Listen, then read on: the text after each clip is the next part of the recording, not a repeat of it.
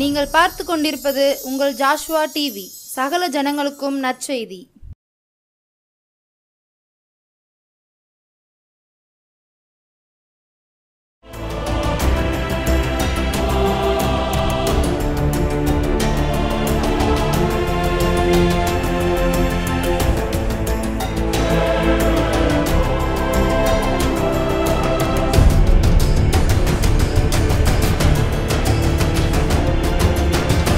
கர்த்தராகிய இயேசு கிறிஸ்துவின் நாமத்தினாலும் ஜாஸ்வா டிவி மூலமாகவும் இந்த மாலை வேளையில் உங்களை சந்திப்பதில் நான் மிக்க மகிழ்ச்சி அடைகிறேன். ஒவ்வொரு நாளும் உங்களோடு கூட திங்கட்கிழமை தோறும் பேசுவதும் போது கர்த்தருடைய வார்த்தை பகிர்ந்து கொள்ளும்போது அநேகர் விடுவிக்கப்படுவீர்கள் என்று நான் விசுவாசிக்கிறேன். நம்முடைய தேவன் நல்ல தேவன். ஹல்லேலூயா.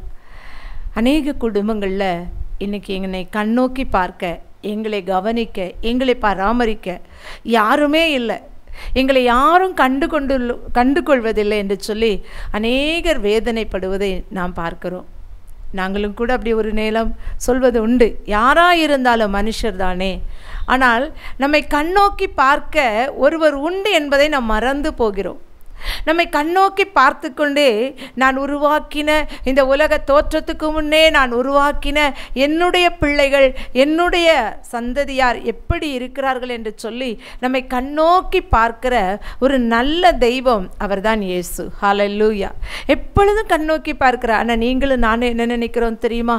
நம்மை கண்ணோக்கி பார்த்து நமக்காக யாராவது ஏதாவது செய்ய முடியுமா, பேச முடியுமா, பரிந்து பேச முடியுமா என்று சொல்லி நாம் கண்ணீர் சிந்துகிறோம். ஆனால் தேவன் சொல்கிறார், நான் உங்களை கண்ணோக்கி பார்க்கிறேன். எடுத்து வாசிப்போம். லேவியாரகமம் 26:9. நான் உங்கள் மேல் கண்ணோக்கமாயிருந்து ஆமேன் உங்களை பழுகவும் பெருகவும் பண்ணுவேன். ஆமேன். ஹல்லேலூயா. நான் உங்கள் மேல் கண்ணோக்கமாயிருந்து. ஆமேன். ஆண்டவர் எவ்வளோ அழகாக சொல்கிறார் பாருங்க. நான் உங்கள் மேலே எப்படி இருப்பேன்? கண்ணோக்கமாக இருப்பேன். அப்படின்னா என்ன அர்த்தம்? நான் தூங்கினாலும், எழுந்தாலும், உட்கார்ந்தாலும், நடந்தாலும், பேசினாலும், என்ன செய்தாலும் என்மேல் கண்ணோக்கமாக இருக்கிற ஒரு தேவன் உண்டு. நம்மை பார்க்கிறது யார்? நாம் என்ன செய்தாலும் அதை கவனிக்கிறவர்கள் யார் என்று சொல்லி இன்றைக்கு நிறைய பேருக்குள்ள தைரியம் உண்டு. பாவம் செய்கிறவர்களும் சரி, பாவம் செய்யாதவர்களும் சரி, என்னை யார் காண்கிறார்கள்? நான் ஒரு ரூமில் தானே இருக்கிறேன், என்னை யாருமே பார்க்கல அப்படின்னு சொல்கிறாங்க. அல்ல, ஆண்டவர் சொல்கிறாரு, உங்கள் மேல் நான் கண்ணோக்கமாயிருந்து. ஆண்டுடைய பிள்ளைகள் ஒவ்வொருவர் மேலும் ஆண்டவர் கண்ணோக்கமாயிருக்கிறார். என்னை யாருமே கவனிக்கலை அப்படிங்கிற ஒரு தைரியம் மாத்திரம் நமக்கு வரவே கூடாது. ஏன்னு சொன்னால் நம்மை கவனிக்கிறவர் ஒருவர் உண்டு. அவர் தான் இயேசு கிறிஸ்து. அவர் தான் நம்முடைய கர்த்தர். ஆமென். ஹல்லேலூயா. என்னை கவனித்தறிகிறவர். நான் முன்னால் போனாலும் பின்னால் போனாலும் எங்கே போனாலும், வானத்தில் ஏறி கூடு கட்டினாலும் கூட கர்த்தர் நம்மை காண்கிற தேவன். நம்மை காண்கிறவரை நாம் ஆராதிக்கிறோம். அதனால தான் ஆகார் வனாந்தரத்தில் யாரும் என்னை பார்க்கவில்லை, நான் அனாதையாய் நிற்கிறேன் என்று அங்கலாய்த்த போது அவளை கண்ணோக்கி பார்த்து அவள் சொன்னால், என்னை காண்கிறவரை நான் காண்கிறேன். இன்றைக்கு உங்களையும் கர்த்தர் காண்கிறார். உங்களையும் கர்த்தர் கண்ணோக்கி பார்க்கிறார். இந்த உலகத்தில் என்னை யாருமே பார்க்கல, எனக்கு பார்க்கத்தக்க மனுஷர்கள் யாரும் இல்லை அப்படின்னு சொல்லி கண்ணீர் சிந்துறீங்களா? உங்களை பார்க்க, உங்களை விசாரிக்க, உங்களை ஆதரிக்க, உங்களை அரவணைக்க, உங்கள் மேலே அன்பு செலுத்த ஒவ்வொரு வினாடியும் கண்ணோக்கமாக இருக்கிறவர் ஒருவர் உண்டு. ஒரு குழந்தையை பெற்றெடுத்த தாய் தன் பிள்ளையை எப்பொழுதும் கண்ணோக்கி பார்த்து கொண்டே இருப்பார். ஏதாவது கடித்து விடுமா, ஏதாவது பூச்சி அவள் இந்த குழந்தையின் அருகே போகிறதா, ஒரு கொசு கடிச்சிட்டா அந்த தாயால் என்ன செய்ய முடியாது, தாங்கிக் கொள்ள முடியாது. ஐயோ, இந்த கொசு என் குழந்தையை கடித்து விட்டது என்று சொல்லி இந்த தாயுடைய கண்கள் எங்கே இருக்குன்னா தன்னுடைய குழந்தையின் மேல் இருக்கும். கண்ணோக்கமாக இருப்பாள். என் குழந்தை பசிக்கிறதா, என் குழந்தையின் உதடுகள் காய்ந்திருக்கிறதா, என் என் குழந்தையின் கண்கள் எப்படி இருக்கிறது என்று நோக்கமாக இருக்கிற ஒரு தாயை விட மேலானவர் நம்முடைய ஆண்டவர். அதனால தான் அவர் சொல்றார், உன் தலையில் உள்ள முடியெல்லாம் நான் எண்ணி வைத்திருக்கிறேன். என் அனுமதி இல்லாமல் ஒரு முடி கூட என்ன செய்யாது, உதிராது. ஆனால் நாம் நினைக்கிறோம், ஐயோ என்னை யார் பாப்பா, எனக்கு யார் இருக்கா அப்படின்னு நம்ம நினைக்கிறோம். ஆனால் ஆண்டவர் சொல்கிறாரு, நான் உங்கள் மேல் கண்ணோக்கமாக இருந்து அடுத்து சொல்கிறாரு, நான் பலுகவும் பெருகவும் பண்ணுவேன். அப்படியே கண்ணோக்கமாக இருந்துட்டு பேசாமல் இருந்தால் நம்மளால் என்ன பிரயோஜனம்? இல்லை நம்ம வாழ்கிறதுல என்ன அர்த்தம் இருக்குது? ஆனால் ஆண்டவர் சொல்கிறாரு, உன்னை பலுக பண்ணுவேன், பெருக பண்ணுவேன், நிறைய நிரம்பி வழிகிற ஆசீர்வாதங்களால் உன்னை நிரப்புவேன். நீ பலுகணும், அப்படியே இருக்கக்கூடாது.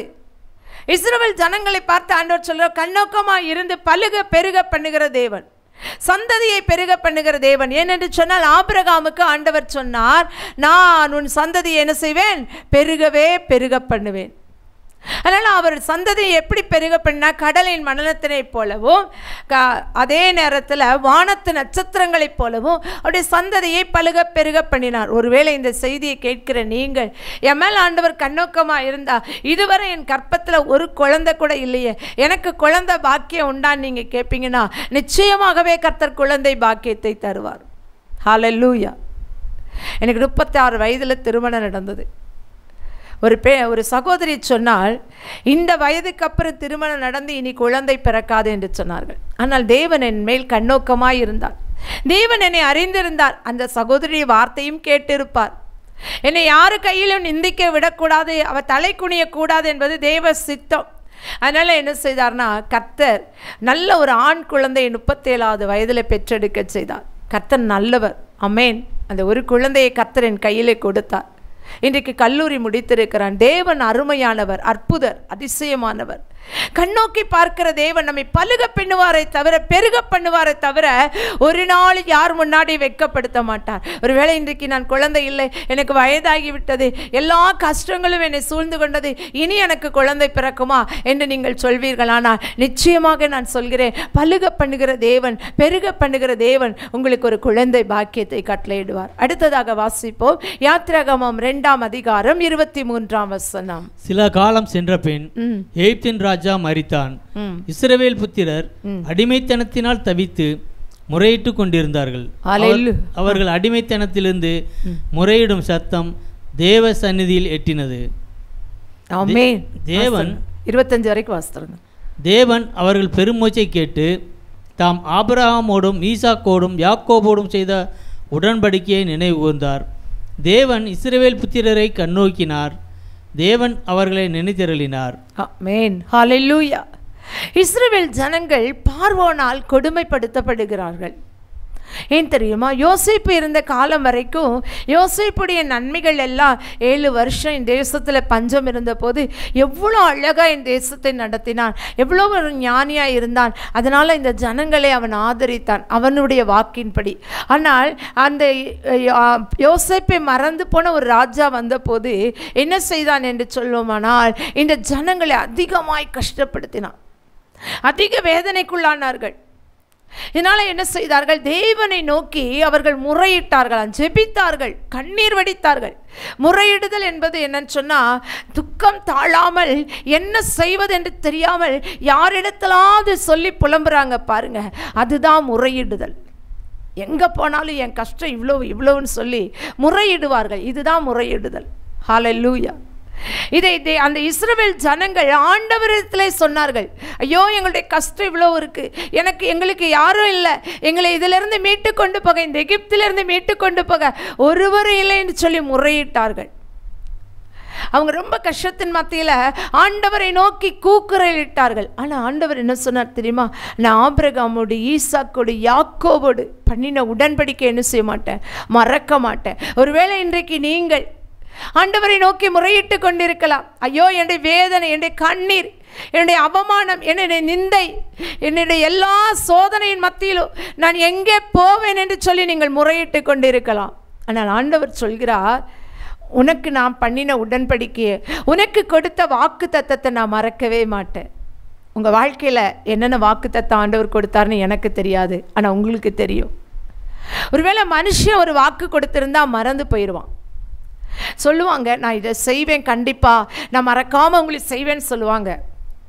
ஆனால் மறந்து போவாங்க. ஒரு சிலர் கடைசி வரை நான் உனக்கு உதவியாக இருப்பேன்னு சொல்லுவாங்க, ஆனால் மறந்துடுவாங்க. அது மனித இயல்பு, அது மனிதனுடைய சுபாவம். ஆனால் நம்முடைய தேவன் அப்படிப்பட்டவர் அல்ல. சொன்னால் சொன்னதை நிறைவேற்றுவார். அதனால தான் இஸ்ரவேல் ஜனங்கள் கஷ்டப்படும் போது, நான் ஆபிரகாமோடு ஈசாக்கோடு உடன்படிக்கை பண்ணினேன், என்ன பண்ணினேன், நான் இவர்களை திரும்பி வர பண்ணுவேன் என் தேசத்துக்கு. ஹல்லேலூயா, ஹல்லேலூயா. தேவன் தம்முடைய ஆசீர்வாதத்துக்கு நேராய் உங்களை திரும்பி வர பண்ணுகிற தேவனாய் இருக்கிறார். அவர் கொடுத்த அந்த வாக்குறுதியை நிறைவேற்றுகிற ஒரு நல்ல தேவனாய் அவர் இருக்கிறார். ஒரு நாள் அவர் கைவிட மாட்டார். நீங்க நினைக்கலாம், ஆண்டவர் மறந்து விட்டாரோ? அவர் மறக்கிற தேவன் அல்ல. மறப்பது மனிதனுடைய இயல்பு. ஆனால் ஆண்டவர் மறவாத நேசர். நான் உன்னை மறக்கவே மாட்டேன், நான் உன்னை மறக்கவே மாட்டேன், நான் மறந்தும் போக மாட்டேன். ஹல்லேலூயா. அவர் எப்படி சொல்கிறார்? தாய் மறந்தாலும் நான் உன்னை மறப்பதில்லை. ஸ்திரீயானவள் தன் கற்பத்தின் பாலகனை மறப்பாள், அவள் மறந்தாலும் நான் உன்னை மறப்பதில்லை. இன்னைக்கு உங்களை பார்த்து சொல்கிறார், இந்த உலகமே மறந்து போனாலும் நான் உன்னை மறக்க மாட்டேம்மா, நான் உன்னை மறக்க மாட்டேன்ப்பா. ஆண்டவர் சொல்கிறார். நீங்கள் நினைக்கலாம், இந்த இடத்துல உட்கார்ந்துருக்கும் போது எல்லாரும் மறந்துட்டாங்க, யாருமே என்னை நினைக்கல, என் கூட பிறந்தவங்க மறந்துட்டாங்க, என் தாய் தகப்பன் என்னை மறந்துட்டாங்க, என் கணவர் குடும்பத்தார் மறந்து விட்டார்கள். எல்லாரும் மறந்துட்டாங்களா? சந்தோஷப்படுங்க, கர்த்தர் உங்களை நினைவு கூர்ந்திருக்கிறார். இஸ்ரவேல் ஜனங்களை அவர் நினைத்தருளினார், கண்ணோக்கினார். என்னைக்கு நம்ம எல்லாராலும் மறக்கப்படுறோமோ அன்னைக்கு கர்த்தருடைய கண்களுக்கு முன்பாக நாம் இருக்கிறோம். ஹல்லேலூயா, ஹல்லேலூயா. எல்லாரும் சந்தோஷமாய் கர்த்தரை துதிப்போம். ஹல்லேலூயா. மறக்கப்பட்டு விட்டோம் எல்லாராலும் அப்படின்னா நீங்க உயர்த்தப்படுறீங்கன்னு அர்த்தம். எல்லாரும் மறந்து போயிட்டாங்களா? கவலைப்படாதீங்க, கர்த்தர் உங்களை உயர்த்துகிறார். யார் கைவிட்டாலும் கர்த்தர் கைவிட மாட்டார். பார்த்தீங்களா? நம்மை நேசிக்கிற, நம்மை ஆதரிக்கிற, அன்பு செலுத்துகிற ஒரு ஆண்டவர் நம்மோடு கூட இருக்கிறார். அதுக்கு விலைக்கிறையுமே இல்லைங்க. அது எந்த எதிர்பார்ப்பும் இல்லாத ஒரு அன்பு, பிரதி உபகாரம் அதில் இல்லவே இல்லை. ஆமென். ஹல்லேலூயா, ஹல்லேலூயா. தேவன் நல்லவர், அவர் விட்டு கொடுக்கவும் மாட்டார், கண்ணோக்கமாக இருப்பார். கடந்த நாட்களில் நான் என் மகனுக்காக ஜெபித்து கொண்டிருந்த போது நான் சொன்னேன், ஆண்டவரே என் ஜீவனை நான் கொடுக்குறேன்ப்பா, அவனை ஆசீர்வதிங்கன்னு சொல்லி நான் ஜெபித்தேன். நான் குளித்து கொண்டு இருக்கும்போது திடீர்னு என் காதில் யாரோ சொல்வது போல இருந்து, உன் ஜீவன் எதற்கு எனக்கு, உன் ஜீவன் எதற்கு? நான் உன் பிள்ளைக்காக, என்னுடைய பிள்ளைக்காக என் ஜீவனையே நான் சிலுவையில் கொடுத்து விட்டேன், ஓன் ஜீவன் எதுக்கு அப்படின்னு கேட்டார். ஹல்லேலூயா. அப்போ தான் எனக்கு உணர்வு வந்தது, ஆண்டவரே என் ஜீவன் ஒன்றும் இல்லை, நீங்கள் கொடுத்ததை நான் உங்கள் கையில் கொடுக்குறேன். ஆனால் நீங்கள் எங்களுக்காக உம்முடைய ஜீவனையே கொடுத்து நீர் எந்த பிரதிபகாரமும் எதிர்பார்க்காமல் என் பிள்ளை மேலே கண்ணோக்கமாக இருந்து அவனை நீர் நினைவு கூர்ந்திருக்கிறீர். ஹல்லேலூயா, ஹல்லேலூயா. ஒருவேளை நீங்கள் சொல்லலாம், இனி கேட்குற பிரசங்கம் நல்லா தான் இருக்குது, கேட்குற வார்த்தை நல்லா தான் இருக்குது, கண்ணோக்கமாக இருக்கிறான்னு சொல்கிறீங்க. கர்த்தர் ஒருவேளை என் மேலே கண்ணோக்கமாக தான் இருக்கிறார், ஆனால் நடக்கிற பிரச்சனையை பார்க்கும்போது ஆண்டவர் கண்ணோக்கமாக இருக்கிறாரா அப்படின்னு உங்களுக்கு ஒரு சந்தேகம் வருதில்ல? ஆண்டவர் சொல்கிறார், இல்லை இல்லை, நான் உன் கூட இருக்க போய் தான் இவ்வளோ பிரச்சனையின் மத்தியில் நீ நிலையாக நிற்கிறாய். ஆமென். ஹல்லேலூயா. கொந்தளிக்கிற கடல்ல அந்த படகு ஆழ்ந்துவிடும் என்று சொல்லி சீசர்கள் அலறினார்கள். அந்த படகின் பின்னணியத்தில் யார் இருந்தா? இயேசு கிறிஸ்து இருந்தார். ஹல்லேலூயா. முதல்ல எடுத்தோன்னே அற்ப விசுவாசி என்று சொல்லி நம்முடைய விசுவாசத்தை கடிந்து கொள்கிற தேவனாய் இருக்கிறார். இன்னைக்கு நம்மை பார்த்து ஆண்டவர் சொல்கிறார், நீ விசுவாசி, உன் மேல நான் கண்ணோக்கமாய் இருக்கிறேன், உன்னை நான் நினைத்தருளுகிறேன். ஆமென். ஹல்லேலூயா. இஸ்ரவேல் ஜனங்களை நினைத்தருளி மோசே என்னும் இரட்சகனை கொண்டு இஸ்ரவேல் ஜனங்களை கானானுக்கு வழி நடத்தினார். ஆமென். நம்மையும் இந்த நாளில் வழி நடத்துகிற நல்ல தேவன் நம்மோடு கூட இருக்கிறார். ஆமென். ஹல்லேலூயா. அடுத்ததாக நாம் வாசிப்போம் 1 சாமுவேல் 1ஆம் அதிகாரம் 11ஆம் வசனம். சேனைகளின் கர்த்தாவே, தேவரீர் உம்முடைய அடியாளின் சிறுமையை கண்ணோக்கி பார்த்து உம்முடைய அடியாளை மறவாமல் நினைத்திருளி உமது அடியாளுக்கு ஒரு ஆண் பிள்ளையை கொடுத்தால் அவன் உயிரோடு இருக்கும் சகல நாளும் நான் அவனை கர்த்தருக்கு ஒப்பு கொடுப்பேன். ஆமென். போதும். கர்த்தரிடத்துல அன்னாள் சொல்றாரு, அன்னாள் சொல்றா, உம்முடைய அடியாளின் சிறுமையை கண்ணோக்கி பார்த்து. அங்க ஒரு சிறுமை, நம்ம எல்லாருக்குமே தெரியும் இந்த சம்பவம். பெனினாள் வருஷந்தோறும் அந்த சீலோவில் இருக்கிற அந்த ஆலயத்துக்கு வரும்போதெல்லாம் என்ன செய்வான்னா, இவனுக்கு பிள்ளை இல்லை, நீ மலடி மலடின்னு சொல்லி அவளை கேலி செய்வாள் பெனினாள். ஆனால் எல்கானாவோ அவளை அதிகமாக சிநேகித்தான். அதனால தான் அவளுடைய கர்ப்பத்தை ஆண்டவர் அடைத்து வைத்திருந்தார். வேதம் சொல்கிறது அதை. ஏன்பா கணவன் மனைவியை சிநேகிக்கிறதுக்கு இயல்பு தானே, ஏன் அந்த கர்ப்பத்தை அடைக்கணும் அப்படின்னா, அந்த கணவன் தன் மனைவியை கர்த்தரை விட அதிகமாக சிநேகித்தான். என்னைக்கு நாம ஆண்டவரை நேசிப்பதற்கு பதிலாக அதற்கு மேலாக நம்முடைய பிள்ளையோ நம்முடைய கணவனையோ நம்முடைய குடும்பத்தில் உள்ள ஒரு அங்கத்தினரையோ நாம் நேசிக்கும் பொழுது அவர்களுடைய ஆசீர்வாதம் கொஞ்சம் தடைப்படும். அதுதான் கர்த்தர் நமக்கு உணர்த்துகிறார். எப்போவுமே நமக்கு முதன்மையானவர் கர்த்தர். அதனால் சங்கீதக்காரர் சொல்கிறான், கர்த்தரை எனக்கு முன்பாக வைத்திருக்கிறேன், ஆகையால் நான் அசைக்கப்படுவதில்லை. யாரெல்லாம் கர்த்தரை முன்பாக வைத்திருக்கிறோமோ அவங்களாம் என்னவல்ல, அசைக்கப்படவே மாட்டாங்க. நமக்கு ஆனால் தெரியாது, நம்ம பிள்ளை, நம்ம புருஷன், நம்ம மனைவி, நம்ம குடும்பம் என்று சொல்லி நாம் அந்த இடத்திற்குள்ளே கடந்து போகும் பொழுது கர்த்தர் சில காரியங்களை நமக்கு அடைத்து வைக்கிறார். இன்றைக்கு நீங்கள் ஆண்டவர் இடத்துல சொல்லுங்கள், உங்களை தான்ப்பா நான் முதன்மையாக வைப்பேன், இந்த உலகத்தில் நான் எதையும் முதன்மையாக வைக்க மாட்டேன், உங்களை நான் முதல் இடத்துல வைக்கும் பொழுது நீங்கள் எல்லாவற்றையும் எனக்கு பார்த்து கொள்வீங்க. அப்போ அவன் அண்ணாள் சொல்கிறா, ஆண்டவரே என் சிறுமையை கண்ணோக்கி பார்த்து. வருஷந்தோறும் அந்த ஆலயத்துக்கு போனாங்க. ஆனால் அன்னைக்கு ஆண்டவர் அவளுடைய உள்ளத்துல நீ போய் ஆண்டவரிடத்துல கேள் என்பதை கர்த்தர் அவளுக்கு உணர்த்தினபடியால அவள் போய் ஆண்டவரிடத்துல போய், ஆண்டவரே சிறுமையை கொஞ்சம் கண்ணோக்கி பாருங்கப்பா, எனக்கு பிள்ளை இல்லைங்கிறதுனால தானே நான் சிறுமைப்படுத்தப்படுறேன், அவமானப்படுத்தப்படுறேன், நிந்திக்கப்படுறேன், எனக்கு கொஞ்சம் கண்ணோக்கி பாருங்க. இன்னைக்கு குழந்தை இல்லைன்னா எத்தனை பேர் அவமானப்படுத்துவாங்க, என்னென்ன செய்வாங்க அப்படிங்கிறது எனக்கு கொஞ்சம் தெரியும். அது ஆண்டவருக்கு அதை விட மேலாய் தெரியும். நிறைய இடங்கள்ல நல்ல காரியங்கள் நடக்கும் பொழுது ஏதோ ஒரு வாழ்க்கையில் ஒரு குறை, என்னுடைய ஒரு அங்கவீனம், இதனால் என்ன செய்வாங்க தெரியுமா, சில இடங்களில் என்னை தள்ளி விடுவார்கள். நிறைய இடங்களில் அவமானப்படுத்தப்பட்டு இருக்கிறேன். ஒரு சில ஆண்டுகள் நானும் என் கணவரும் பிரிந்திருந்த போது சில திருமண வீடுகளில் கூட என்னை தள்ளி வைத்திருக்கிறார்கள். ஆனால் நான் அப்படி அந்த நேரங்கள்லாம் சில திருமணங்களை, நிறைய திருமணங்களுக்கு நான் போகவே மாட்டேன். ஏன்னா அங்கே போனால் அவங்க நம்மளை தள்ளி விடுவார்கள் என்று சொல்லி உறவுக்காரர்கள் வீட்டுக்கு கண்டிப்பாக போக வேண்டிய சூழ்நிலை. அங்கே தள்ளப்படும் பொழுது நாம் கண்ணீர் வடிப்போம். நம்முடைய சிறுமை அது. இந்த சிறுமையின் மத்தியில் கர்த்தர் கண்ணோக்கி பார்க்கிறவர். என்னுடைய வாழ்க்கையில் இன்னைக்கு நான் நினைக்கிறேன், நிறைய பேருக்கு ஆசீர்வாதமா பிறந்த குழந்தைகளை தூக்கி ஆண்டுடைய நாமத்தினால் அதை பிரதிஷ்டை பண்ணியிருக்கிறேன். அதே நேரத்தில் நிறைய பிள்ளைகளுக்கு நல்ல காரியங்கள் செய்வதற்கு கர்த்தர் என்னை பயன்படுத்தி இருக்கிறார். ஹல்லேலூயா.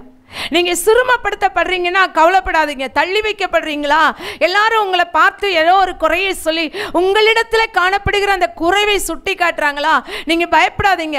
உங்கள் கூட கர்த்தர் இருக்கிறாரு, உங்களை உயர்த்த போகிறார் சீக்கிரத்தில். அதனால தான் இந்த குறைவின் மத்தியில் நம்மை நடத்தி கொண்டு போகிறார். இந்த சிறுமையானது அன்றைக்கு அன்னாளை ரொம்ப வேதனைப்படுத்தியது. அவர் சொல்கிறா, என் சிறுமையை கொஞ்சம் நேரம் கண்ணோக்கி பாருங்கப்பா. நீங்கள் பார்த்துட்டீங்கன்னு வச்சுக்கோங்களேன், அது ஒரு பெரிய காரியம். ஆண்டவரும் கண்ணோக்கி பார்த்தாள் அவளுடைய சிறுமையை. கண்ணோக்கி பார்த்து சாமுவேல் என்னும் ஒரு தீர்க்கதரிசி, என்னைக்கு நம்ம சிறுமப்படுறோமோ அன்னைக்கு நாம் திட்டமிட்டு கொள்ள வேண்டும். என்ன திட்டமிட்டு கொள்ள வேண்டும்னா, நம்மிடத்தில் ஏதோ ஒரு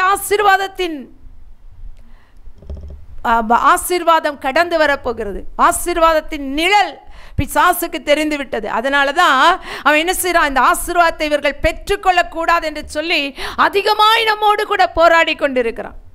கர்த்தரை விட்டு தூரம் வேணும். பெண்ணினாலை கொண்டு அதிகமாக நிந்தித்தான். வருஷந்தோறும் நிந்திக்கிறாள்ல, இந்த வருஷம் எனக்கு என்ன நடக்க போகுது, ஒன்றும் நடக்காது என்று சொல்லி திரும்பி அவ போகலை. தைரியமாக கர்த்தரிடத்தில் வந்தா. இன்னைக்கு நீங்கள் அவமானப்படுத்தப்படுறீங்களா, நிந்திக்கப்படுறீங்களா, ஒன்று செய்யுங்க, இருக்கிற இடத்துல இருந்து எழுந்து கர்த்தருடைய சமூகத்துக்கு வாங்க. ஹல்லேலூயா. முழங்கால் படியிடுங்க, கர்த்தரை நோக்கி என் சிறுமையை பாருங்கப்பா, அவங்க பேசுகிற வார்த்தைகளை நீங்கள் கவனிங்கப்பா, எனக்கு ஒரு முடிவு சொல்லுங்கப்பா. கர்த்தர் நிச்சயமாய் முடிவை தருவார். அன்றைக்கு ஒரு முடிவு வந்தது. எப்படிப்பட்ட முடிவு? இன்றைக்கு வரைக்கும் நாம் சொல்கிற ஒரு சாமுவேல் தீர்க்கதரிசியை கர்த்தர் அவனுக்கு கொடுத்தார். அமேன். ஹல்லேலூயா. கர்த்தர் ஒரு மகிமையான காரியத்தை செய்யத்தான் நம்மை உயர்த்தி இருக்கிறார். அடுத்ததாக சங்கீதம் 32:8 வாசிப்போம். நான் உனக்கு போதித்து நீ நடக்க வேண்டிய வழிகளை உனக்கு காட்டுவேன், உன்மேல் என் கண்ணை வைத்து உனக்கு ஆலோசனை சொல்லுவேன். ஆமென். அடுத்ததாக ஆண்டவர் சொல்கிறார், உன்மேல் என் கண்ணை வைத்து உனக்கு ஆலோசனை சொல்லுவேன். இன்னைக்கு வாழ்க்கையில ஆலோசனை இல்லாதபடி அநேக இடத்துல நீங்க ஆலோசனை கேட்குறீங்கல்ல, ஆண்டவர் சொல்றார், நான் உனக்கு போதித்து நீ நடக்க வேண்டிய வழியை உனக்கு காட்டுவேன், உன்மேல் என் கண்ணை வைத்து. நம்ம மேல கண்ணோக்கமா இருக்கிற தேவன் கண்ணை வைத்து ஆலோசனை சொல்கிற ஒரு நல்ல தேவன். இந்த வேளையிலும் கூட எனக்கு ஆலோசனையே கிடைக்கல, நான் என்ன செய்யறது தெரியல, ஒன்று மாத்திரம் செய்யுங்க. இந்த சங்கீதம் 32:8 படி என்னுடைய வாழ்க்கையில் நீங்கள் நடக்க வேண்டிய வழியை காட்டுங்க, ஆலோசனை சொல்லுங்க, என் மேலே கண்ணை வைத்து என்று சொல்லுங்க. கர்த்தர் உங்களுக்கு நிச்சயமாகவே ஒரு ஆசீர்வாதமான ஊற்றை திறப்பார். உங்கள் மேல் உங்கள் கண்ணை வைத்து ஆலோசனை சொல்வார். உங்கள் மேல் கண்ணோக்கமாக இருக்கிற தேவன் நிச்சயமாகவே உங்களுக்கு விடுதலையை தருவார். நாம் ஜெபிப்போமா?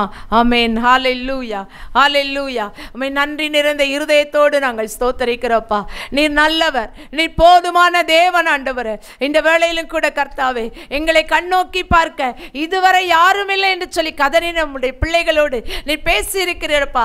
அவங்க சூழ்நிலைகள் எப்படிப்பட்டதா இருந்தாலும் கர்த்தர் அவர்களை கண்ணோக்கி பார்த்து, இயேசுவே இஸ்ரவேல் ஜனங்களை விடுவித்த தேவன், அன்றைக்கு அன்னாலை கண்ணோக்கி பார்த்து ஒரு சாமுவேலை கொடுத்த தேவன், எங்கள் மேல் கண் வைத்து ஆலோசனை சொல்கிற தேவன். உடைய பிள்ளைகளுக்கு நீர் விடுதலையை கட்டளையிடும். உடைய பிள்ளைகளை ஆசீர்வதியும், பலப்படுத்தும், ரத்தத்துக்குள்ளாய் மூடிக்கொள்ளும். கேட்ட செய்தியை கேட்ட ஒவ்வொருவர் உள்ளத்திலும் பலத்த கிரியை செய்யட்டும். மீட்பர் இயேசுவின் நாமத்தில் நல்ல பிதாவே, ஆமேன், ஆமேன். இந்த செய்தியை கேட்ட உங்கள் யாவரையும் கர்த்தர் தாமே ஆசீர்வதிப்பாராக. ஆமேன், ஆமேன்.